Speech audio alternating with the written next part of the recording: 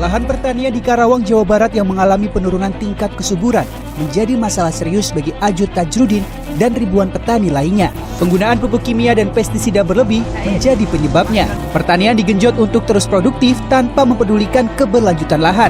Pemerintah saat ini pun masih berfokus memberi subsidi pupuk tanpa tahu kebutuhan tanah yang berbeda-beda di setiap tempat. Indonesia dihadapkan pada tantangan yang semakin kompleks.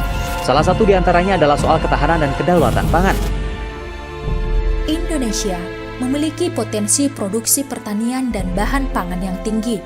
Namun, persoalan produktivitas masih menjadi tantangan besar Indonesia hingga saat ini.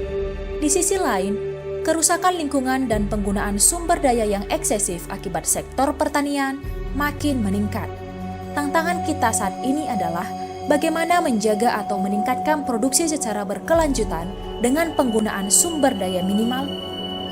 Bagaimana menjawab tantangan produktivitas pertanian secara efektif dan efisien sambil tetap menjaga lingkungan dan mendukung pemulihan ekonomi? Indonesia membutuhkan transformasi sistem pertanian pangan untuk mengatasi masalah ini. Circular agriculture atau pertanian sirkular merupakan konsep pertanian yang kembali ke alam, bersinergi dengan alam. Artinya, memanfaatkan apa yang disediakan alam seluas-luasnya dan meminimalisir non-natural resources. Berbagai keuntungan dalam penerapan pertanian sirkular antara lain: pertama, efisiensi dan efektivitas produksi termasuk penghematan biaya produksi. Kedua, produksi pangan yang lebih sehat dan bergizi tanpa produk kimiawi. Ketiga, meminimalisir eksploitasi dan kerusakan lingkungan. Keempat, memperkuat biodiversitas dan ekosistem. Namun, penerapan circular agriculture di Indonesia tentunya bukan tanpa tantangan.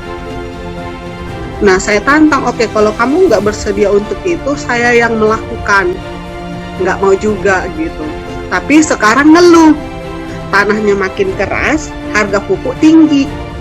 Kalau dari segi pendanaan, ya saya tentunya sangat membutuhkan untuk salah satunya perluasan, tanamnya juga ditingkatkan, sama upgrading teknologi gitu kan. Nah, pas tempat greenhouse itu hama menyebar dari satu lahan, semuanya kena gitu.